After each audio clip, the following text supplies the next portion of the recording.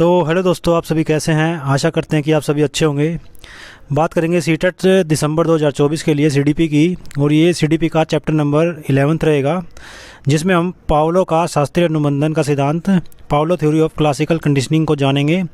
ये चैप्टर जो है मोस्ट इंपॉर्टेंट रहता है सीटेट एग्ज़ाम या फिर जो अदर टीचिंग एग्ज़ाम्स होते हैं उनके लिए, क्योंकि इसके अंदर से काफ़ी ज़्यादा क्वेश्चन जो है एग्ज़ाम के अंदर पूछे जाते हैं। और इस टॉपिक के अंदर हमने जितने भी मोस्ट इंपॉर्टेंट पॉइंट्स हैं उनको कवर किया है, तो इसको आप ध्यान से समझेंगे।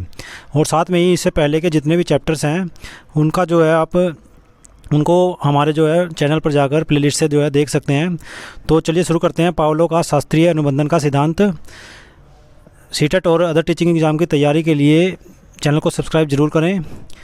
तो इसके अंदर क्या है कि पावलो का जो शास्त्रीय अनुबंधन का सिद्धांत है वो क्या कहता है, उसको जान लेते हैं। तो सबसे पहले बात करते हैं कि जो अधिगम है, सीखना जो है, उसके क्लासिकल अनुबंधन का जो सिद्धांत है उसका प्रतिपादन जो है इवान बी पावलो के द्वारा, जो कि एक रूसी मनोवैज्ञानिक थे, उनके द्वारा जो है किया गया है। और इस सिद्धांत की अगर बात की जाए तो सीखने का अनुकूलित अनुक्रिया सिद्धांत, इसका नाम जो है दूसरा दिया गया है, और साथ में इसको अनुबंधित अनुक्रिया सिद्धांत यानी कि कंडीशनिंग रिस्पॉन्स थ्योरी भी बोला जाता है। इस सिद्धांत के अनुसार क्या होता है कि प्रत्येक व्यक्ति या जीव कुछ क्या करते हैं, जन्मजात प्राकृतिक प्रवृत्तियाँ जिन्हें टेंडेंसीज बोलते हैं, और प्रतिक्रियाएं रिएक्शंस या अनुक्रियाएं रिस्पॉन्सेज रखता है। और ये प्रवृत्तियाँ क्या है कि प्रतिक्रिया या अनुक्रियाएं किसी उपयुक्त प्राकृतिक उद्दीपक यानी कि नेचुरल स्टिमुलस के उपस्थित होने पर प्रकट होती है।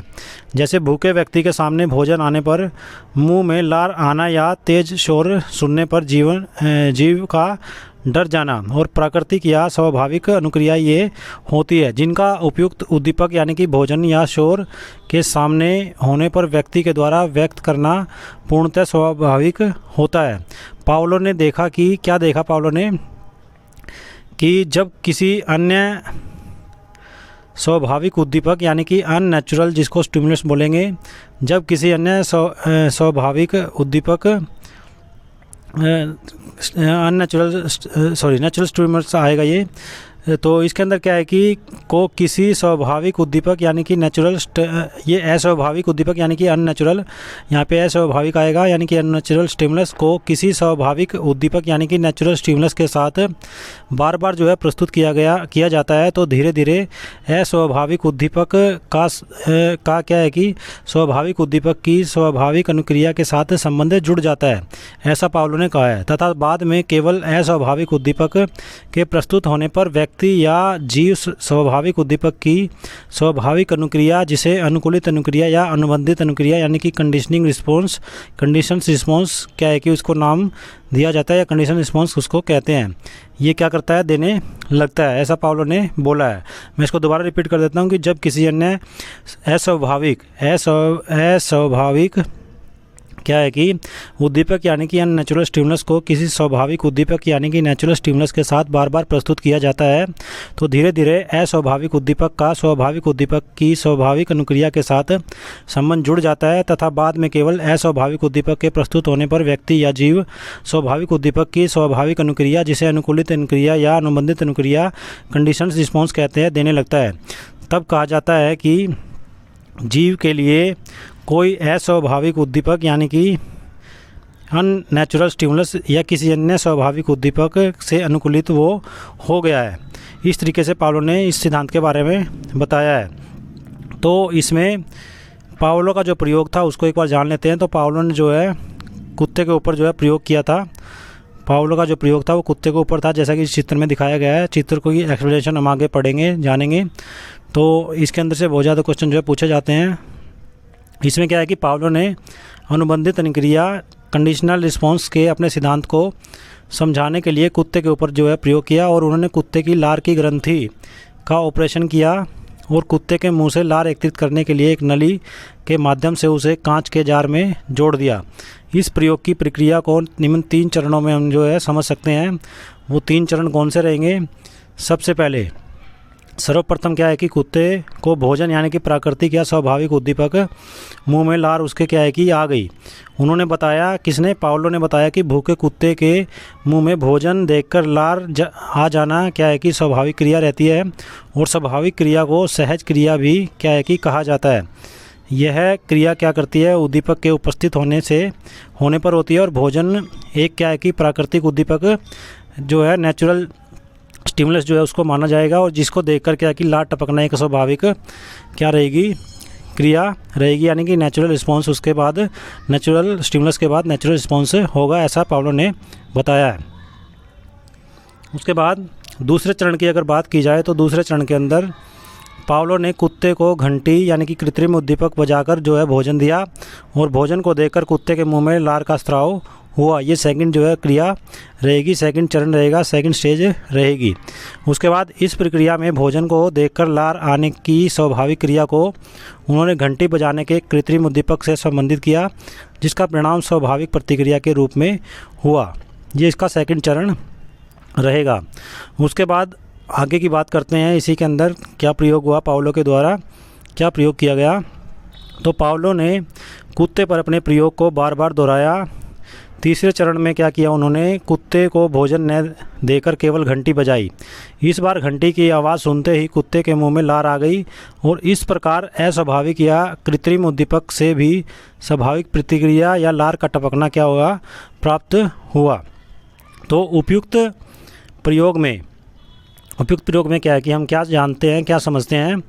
तो जो ऊपर पावलो ने प्रयोग किया कुत्ते के ऊपर, उससे हमें क्या समझ में आता है, तो अस्वाभाविक या कृत्रिम उद्दीपक यानी कि जो आपका क्या है कि अस्वाभाविक रहता है, जो नेचुरल जो आपका स्टिमुलस रहता है वो स्वाभाविक जो रहता है आपका अननेचुरल जो स्टिमुलस रहता है वो स्वाभाविक प्रतिक्रिया यानी कि नेचुरल रिस्पॉन्स, लार का टपकना और अनुकूलित अनुक्रिया क्या है कि यही सिद्धांत इसका बनता है। जैसे कि मिठाई की दुकान को अगर हम देख के क्या है कि बच्चे के मुंह से लार टपकना भी इसी तरीके की एक प्रतिक्रिया होती है। उपरोक्त प्रयोग में जो क्रिया लार का टपकना यानी कि पहले स्वाभाविक उद्दीपक से हो रही थी, वो अब प्रयोग को बार बार दोहराने से स्वाभाविक या कृत्रिम उद्दीपक से होने से क्या है कि लग गई। तो ये सीटेट और एस्टेट एग्ज़ाम के लिए मोस्ट इम्पोर्टेंट पॉइंट्स है। थोड़ा ग्राफिकल या फिर चित्र के द्वारा इसको हम समझते हैं। तो इसमें क्या था, CS जो है वो घंटी को माना गया है। उसके बाद प्रतिक्रिया होती है। प्रतिक्रिया क्या है, यहाँ पे UCS यानी कि भोजन, फिर लार उसके साथ क्या है कि संबंधित है। उसके साथ ही क्या है कि आपका इसमें आपका जो है घंटी और प्लस में भोजन, तो वो क्या है कि लार का टपकना दिखाता है। ये अनुबंधन के दौरान होता है, ये अनुबंधन से पूर्व होता है, बिफोर कंडीशनिंग।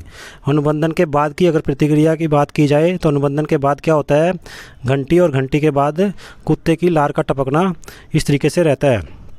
किस तरीके से काम होता है, तो यहाँ पे जो आपका भोजन है, फूड है, उसको लिया गया है। फूड क्या है कि लार टपकना स्लाइवा को दिखाता है। उसके साथ ही क्या है कि ये कंडीशनिंग दी गई है कि किस तरीके से कंडीशनिंग होगी। तो भोजन प्लस घंटी की आवाज़ जब होती है तो यहाँ पे क्या है कि लार का टपकना स्टार्ट हो जाता है। ये कंडीशनिंग सेकंड वाली जो अनुबंधन के दौरान होती है। और तीसरी जो है आपकी घंटी की आवाज़ यानी कि बेल, ये क्या है कि ये लार आना क्या है कि इसको दिखाती है। तो इस तरीके से आप चित्र के माध्यम से भी इसको समझ सकते हैं। अनुबंधन से पूर्व की प्रक्रिया, अनुबंधन के दौरान की और अनुबंधन के बाद की प्रक्रिया। उसके बाद इसमें क्या है कि इस चित्र को भी देख लेते हैं। यहाँ पे क्या है कि नेचुरल स्टिमुलस शुरू में काम करता है, वो स्वाभाविक नेचुरल रिस्पॉन्स को क्या है कि जन्म देता है।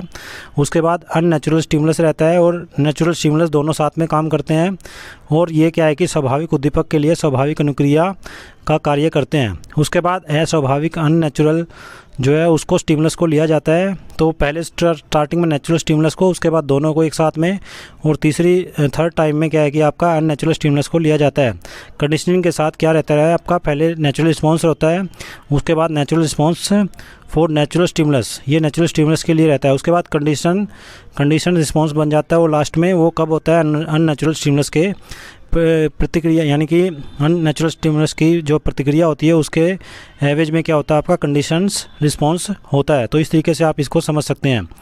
उसके बाद यहाँ पे अनुबंधन से पूर्व अगर आप समझें तो अनुबंधन से पूर्व क्या है कि CS जो आपका है दिखाता है, अनुबंधित उद्दीपक को दिखाता है। ये क्या करता है, कोई अनुक्रिया नहीं या अप्रासंगिक अनुक्रिया को ये दिखाता है। ये बिफोर कंडीशनिंग की बात हो रही है। उसके बाद अनानुबंधित उद्दीपक की अगर बात करें UCS की, अननेचुरल जो है आपका स्टिमुलस की बात की जाए भोजन की, तो इसमें क्या है कि अनुबंधित अनुक्रिया होती है, लार का स्राव होता है, UCR जैसे कि इसके अंदर दिखाया गया रिस्पॉन्स होता है। उसके बाद इसको बोल सकते हैं UCR को अननेचुरल क्या आपका रिस्पॉन्स। उसके बाद अननेचुरल कंडीशनिंग रिस्पॉन्स। उसके बाद अनुबंधन की अवधि के दौरान क्या होता है, सेकंड जो स्टेज आती है उसके अंदर क्या होता है, तो इसमें क्या है आपका CS आपका कंडीशन स्टिमुलस होता है। उसके बाद नेक्स्ट जो रहता है इसमें अनुबंधित जो उद्दीपक होता है वो UCS दिखाता है, नेचुरल कंडीशन स्टिमुलस को दिखाता है भोजन यानी कि। और उसके बाद अनानुबंधित जो अनुक्रिया होती है UCR जो लार स्राव होता है उसकी प्रतिक्रिया जो है वो होती है, उसके अंदर रिस्पॉन्स होता है। उसके बाद अनुबंधनोपरांत क्या होता है, आफ्टर कंडीशनिंग क्या होती है। तो आफ्टर कंडीशनिंग के अंदर क्या कि हम देखते हैं, तो इसमें आपका अनुबंधित उद्दीपक होता है CS ध्वनि, और उसके बाद अनुबंधित अनुक्रिया CR लार स्राव इसके अंदर होता है। तो ये 3 तरीके के जो है 3 चरण जो इसके रहते हैं। पहले चरण को हम क्या बोलते हैं, पहले चरण को हम बोलते हैं अनुबंध से पूर्व यानी कि बिफोर कंडीशनिंग।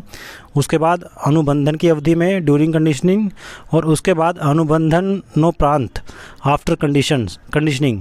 तो ये तीनों प्रतिक्रियाएं जो है होती है स्टिमुलस के बाद।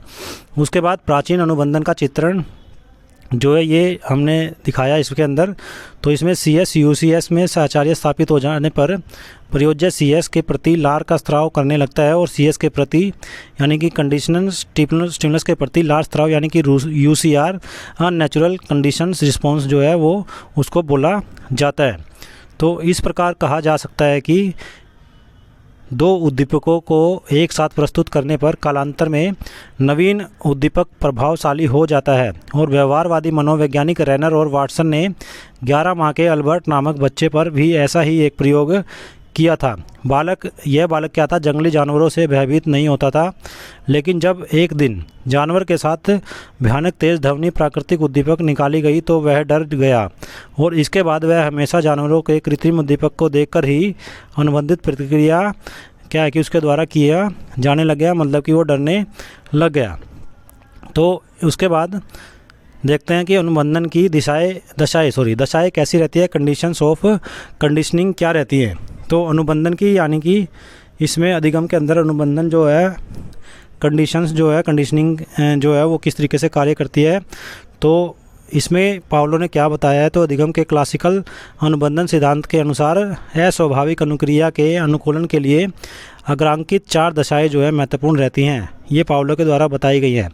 4 दशाएं कौन सी होती हैं आपकी, फर्स्ट जो है हमारी स्वाभाविक उद्दीपक या अनुक्रिया का एक निश्चित क्रम होना चाहिए, और पहले अस्वाभाविक उद्दीपक या तदुपरांत स्वाभाविक उद्दीपक प्रस्तुत करना चाहिए तथा इसके उपरांत अनुक्रिया भी होनी चाहिए। अस्वाभाविक उद्दीपक की प्रस्तुति के लगभग आधा सेकंड के उपरांत ही क्या है कि स्वाभाविक उद्दीपक को प्रस्तुत किया जाना जरूरी हो जाता है। नेचुरल स्टिमुलस को जो है प्रस्तुत किया जाना सब जरूरी हो जाता है, और यदि यह समय अंतराल क्या है कि कम या अधिक होता है तो सीखना प्रभावशाली नहीं होता है। मतलब इसमें सिर्फ आधा सेकंड ही लगना चाहिए, इससे कम या ज़्यादा समय अगर लगता है तो सीखना जो लर्निंग जो है अधिगम जो है वो प्रभावशाली नहीं हो पाएगा। ऐसा क्या है कि स्वाभाविक उद्दीपक या अनुक्रिया का जो पहली जो हमारा चरण है, पहले जो दशा है उसके अंदर जो है बताया गया है कि अस्वाभाविक उद्दीपक तदुपरांत स्वाभाविक उद्दीपक प्रस्तुत करना चाहिए, और इसके उपरांत ही अनुक्रिया होनी चाहिए। अस्वाभाविक उद्दीपक की प्रस्तुति के लगभग आधा सेकंड के उपरांत ही स्वाभाविक उद्दीपक की प्रस्तुत किया जाना जरूरी है, और यदि यह समय अंतराल कम या अधिक होता है तो सीखना प्रभावशाली नहीं होता है। दूसरी जो दशा है उसके बारे में भी जान लेते हैं। तो दूसरी दशा के अंदर क्या है कि स्वाभाविक उद्दीपक को अस्वाभाविक उद्दीपक के अधिक शक्तिशाली होना चाहिए। मतलब कि क्या है कि नेचुरल जो स्टिमुलस होता है वो अननेचुरल स्टिमुलस से ज़्यादा शक्तिशाली रहना ज़रूरी है, और अननेचुरल जो स्टिमुलस होता है वो अधिक शक्तिशाली होगा तो जीव स्वाभाविक उद्दीपक पर कोई विशेष ध्यान नहीं देगा। मतलब कि नेचुरल स्टिमुलस के ऊपर कोई ज़्यादा ध्यान उसके द्वारा जीव के द्वारा नहीं दिया जाएगा। तीसरी दशा जो है उसके अंदर क्या बताया गया है, तो अस्वाभाविक उद्दीपक को स्वाभाविक उद्दीपक के साथ अनेक बार दोहराना होता है, तब ही अनुबंधन होगा। तभी जो है हमारी जो अनुबंधन एसआर जो थ्योरी है वो काम कर पाएगी। जब अस्वाभाविक उद्दीपक को स्वाभाविक उद्दीपक के साथ अनेक बार दोहराएंगे तभी अनुबंधन हो पाएगा, तभी उनमें जुड़ाव हो पाएगा और अस्वाभाविक उद्दीपक में स्वाभाविक उद्दीपक के गुण आ पाते हैं। उसके बाद फोर्थ जो पॉइंट है हमारा वो है अनुबंधन के समय उपयुक्त परिस्थितियाँ होनी चाहिए। और दूसरे शब्दों में हम कह सकते हैं कि अनुबंधन के समय कोई अन्य बाह्य अवरोध उपस्थित नहीं होना चाहिए। अस्वाभाविक जो उद्दीपक है उसमें क्या है कि आधा, जैसा कि हमने ऊपर पढ़ा, आधा सेकंड अंतराल होना चाहिए जिससे स्वाभाविक उद्दीपक के साथ और फिर उसके बाद ही क्या है कि हमारी अनुक्रिया होगी। तो ये अनुबंधन समय अंतराल जो है इसके अंदर दिया गया कंडीशनिंग एंड टाइम इंटरवल कितना रहेगा, आधा सेकंड। तो हर एक पॉइंट जो है इसका मोस्ट इम्पोर्टेंट है। उसके बाद अनुबंधन के जो सिद्धांत हैं उनके बारे में जान लेते हैं। तो क्लासिकल अनुबंधन के संबंध में किए गए अनेक प्रयोगों ने अनुबंधन के संबंध में अनेक महत्वपूर्ण संप्रत्यों और सिद्धांतों को प्रस्तुत किया। इनमें से कुछ अग्रांकित हैं। कौन से हैं? सबसे पहले उत्तेजन। तो ये जो हमारे अनुबंध का सिद्धांत के अंदर आता है, सबसे पहले उत्तेजन जिसे हम एक्सटिटेशन बोलते हैं। तो ये हमारा क्या है, अनुबंधित उद्दीपक CS को प्राकृतिक उद्दीपक US के साथ बार बार प्रस्तुत करने पर अनुबंधन के फलस्वरूप प्राणी में उत्तेजना उत्पन्न हो जाती है जो उसे अनुबंधित अनुक्रिया करने के लिए तत्पर क्या है कि कर देता है। तो ये हमारा एक्साइटेशन जो है, हमारा उत्तेजन जो है अनुबंधित उद्दीपक या प्राकृतिक उद्दीपक के साथ बार बार प्रस्तुत करने पर अनुबंधन के फलस्वरूप प्राणी में उत्तेजना उत्पन्न हो जाती है जो अनुबंधित अनुक्रिया CR करने के लिए यानी कि जो कंडीशंस रिस्पॉन्स जो है करने के लिए तत्पर कर देता है। उसके बाद नेक्स्ट जो आता है हमारा विलोपन जिसे एक्सटिंक्शन बोलते हैं। तो एक्सटिंक्शन के अंदर क्या होता है, हमारे अनुबंधन के उपरांत क्या रहता है, जब अनुबंधित उद्दीपक CS के उपरांत प्राणी को प्राकृतिक उद्दीपक UCS अनेक बार नहीं दिया जाता है तो धीरे धीरे प्राणी अनुबंधित अनुक्रिया करना बंद कर देता है, कंडीशन रिस्पॉन्स करना बंद कर देता है। उसके बाद तीसरा जो पॉइंट आता है वो तीसरा पॉइंट क्या कहता है, तीसरे पॉइंट के अंदर स्वतः पुनर्लाभ। तो यानी कि स्पॉन्टेनियस रिकवरी क्या रहती है, विलोपन के कुछ समय उपरांत यदि प्राणी के समक्ष अनुबंधित उद्दीपक को पुनः प्रस्तुत किया जाता है तो कभी कभी प्राणी अनुबंधित अनुक्रिया को देना पुनः प्रारंभ कर देता है। तो ये रहेगा स्वतः पुनर्लाभ। और चौथा जो पॉइंट है, चौथे पॉइंट के अंदर क्या रहता है, उद्दीपक सामान्यीकरण। तो उद्दीपक स्टिमुलस जनरलाइजेशन क्या रहता है, एक बार अनुबंधन स्थापित होने के उपरांत प्राणी अनुबंधित उद्दीपक CS से मिलते जुलते सिमिलर अन्य उद्दीपकों के प्रति भी प्राय उसी ढंग से अनुक्रिया करता है। ये उद्दीपक सामान्यीकरण दिखाता है। उसके बाद उद्दीपक विभेदन की बात करते हैं। तो स्टिमुलस डिस्क्रिमिनेशन क्या रहता है, अनुबंधन के प्रयासों की संख्या बढ़ाने पर मूल अनुबंधित उद्दीपक ओरिजिनल CS जो होता है वो अन्य समान उद्दीपकों सिमिलर जो स्टिमुलस रहते हैं उनमें धीरे धीरे विभेद करने लग जाता है। छठा पॉइंट की अगर बात की जाए तो वो क्या है हमारा, छठे पॉइंट के अंदर क्या है, एक्सटर्नल इनहिबिटेशन यानी कि बाह्य अवरोध। तो अनुबंधन के दौरान यदि कोई नया उद्दीपक अनुबंधित उद्दीपक के साथ प्रस्तुत किया जाता है तो पूर्व अनुबंधन की प्रक्रिया कुछ धीमी या अवरुद्ध हो जाती है। सातवां पॉइंट कालिक क्रम या फिर टेम्परल सीक्वेंस क्या रहता है इसके अंदर, अनुबंधन के लिए अनुबंधित उद्दीपक तथा अस्वाभाविक उद्दीपक के बीच समय अंतराल के बढ़ने पर अनुबंधन कमज़ोर होता जाता है। तो हर एक पॉइंट को हमने इसके अंदर कवर किया है। उसके बाद आठवां पॉइंट क्या रहता है, आठवां सिद्धांत क्या रहता है इसके अंदर, तो आठवें सिद्धांत में हम देखेंगे कि द्वितीय कोटि अनुबंधन यानी कि सेकंड ऑर्डर कंडीशनिंग क्या रहती है, किसी अनुबंधित उद्दीपक के साथ किसी अन्य अस्वाभाविक उद्दीपक को बार बार प्रस्तुत करने पर नवीन उद्दीपक अनुबंधित जो क्रिया है अनुक्रिया है के लिए अनुबंधित वो हो जाता है। और इसके अंदर जो लास्ट पॉइंट है वो है हमारा पुनर्बलन रीइंफोर्समेंट। तो रीइंफोर्समेंट क्या होता है, अनुबंधन के पुनर्बलित करने पर के लिए यह महत्वपूर्ण रहता है कि अनुबंधित उद्दीपक यानी कि CS के साथ स्वाभाविक उद्दीपक NS के बीच में जो है ये दिया जाता रहे। तो इसके जो है इस सिद्धांत जो हमने पढ़ा है कंडीशनिंग सिद्धांत, तो इसके अंदर क्या है कि स्टिमुलस कंडीशनिंग सिद्धांत। तो इसके अंदर शैक्षिक निहितार्थ क्या रहते हैं, इसका शैक्षिक महत्व क्या रहता है, शिक्षा के अंदर इसका क्या महत्व रहता है, उसको भी जान लेते हैं, क्योंकि यहाँ से भी बहुत ज़्यादा क्वेश्चन बनते हैं CDP के अंदर। तो यहाँ पे एजुकेशन इम्प्लीकेशंस क्या रहते हैं। यद्यपि क्लासिकल अनुबंधन सिद्धांत जो है हमारा कुछ प्रयोगों को छोड़कर शेष सभी प्रयोग पशुओं और पक्षियों पर हुए थे, इसलिए ये प्रयोग शिक्षा के क्षेत्र में यथापूर्वक उपयोगी नहीं हो सकते हैं। इसके बावजूद भी इनके प्रयोगों से प्राप्त परिणामों के आधार पर किए गए सिद्धांतों का उपयोग मानवीय व्यवहार को उन्नत करने में किया जा सकता है, और इस सिद्धांत में कुछ शैक्षिक अभिप्रेत निम्नवत हैं, और वो कौन से हैं।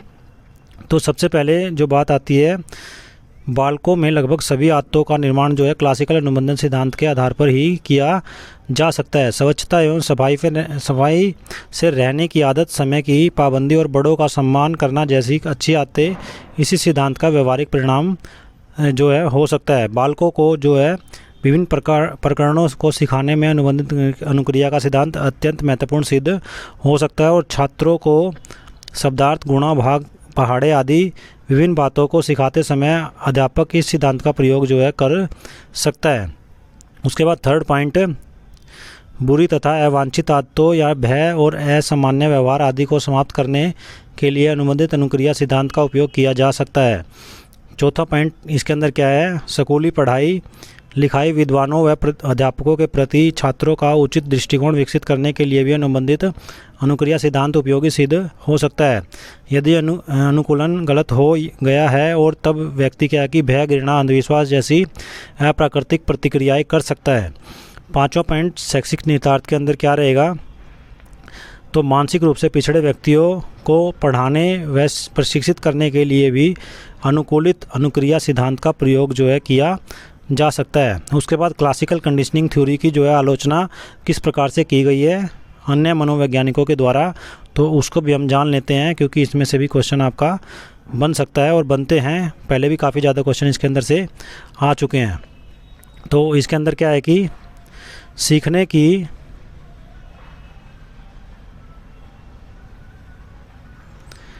सीखने की प्रक्रिया में अत्यधिक जो है ये उपादेय होने के पश्चात भी कई मनोवैज्ञानिकों ने इस सिद्धांत में अनेक कमियां निकाली है, जो निम्नलिखित हैं। कौन सी हैं कमियां? यह सिद्धांत मनुष्य को एक मशीन मानकर चलता है और कल्पना, चिंतन एवं तर्क का इस सिद्धांत में कोई स्थान नहीं है। उसके बाद सेकंड पॉइंट जो है इसके अंदर वो क्या है, शास्त्रीय अनुबंधन सिद्धांत जटिल विचारों की व्याख्या करने में असफल रहा है, और इस सिद्धांत का प्रयोग बालकों एवं पशुओं पर ही किया गया है। परिपक्व और अनुभवी लोगों पर इसका प्रयोग नहीं पड़ता है। इस सिद्धांत में स्थायित्व का अभाव पाया जाता है, जो बालक के उत्तेजनाओं के संबंध में के फलस्वरूप सीखता है कि उन्हीं को यदि शून्य कर दिया जाए तो सीखना संभव नहीं होगा, और यह उद्दीपकों को लंबे समय तक प्रस्तुत कर सकता है। उसके बाद पांचवी जो इसकी क्रिटिसिज्म रहेगी वो क्या रहेगी, पावलो ने सीखने की प्रक्रिया में पुनर्वर्णन को आवश्यक माना है, जिसका ब्लोजेट, एम टोलमैन और होंजिक जैसे मनोवैज्ञानिकों ने क्या किया है, विरोध किया है। पावलो जो है सीखने की प्रक्रिया को बार बार दोहराने पर बल देते हैं, परंतु गर्म पानी में हाथ लगाने जैसी अनुभूति से बालक एक बार में ही सीख जाता है, ऐसा कुछ मनोवैज्ञानिकों का मानना है। तो ये भी इसकी क्रिटिसिज्म के अंदर आएगा।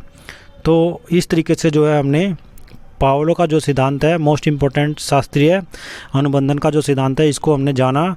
हर एक पॉइंट आपके लिए इम्पोर्टेंट है, क्योंकि हर एक पॉइंट से कोई ना कोई क्वेश्चन आपका पीछे एग्जाम में आ चुका है, और आगे भी इन्हीं में से ही जो आपके हर पॉइंट से जो है क्वेश्चन बनेंगे, चाहे वो सीटेट एग्ज़ाम हो या एस्टेट एग्ज़ाम हो या फिर अदर कोई टीचिंग एग्ज़ाम आप देने जा रहे हैं। तो उसके अंदर CDP अगर आती है तो CDP के अंदर पावलो का जो ये सिद्धांत है, ये मोस्ट इम्पोर्टेंट जो है टॉपिक रहता है आपका।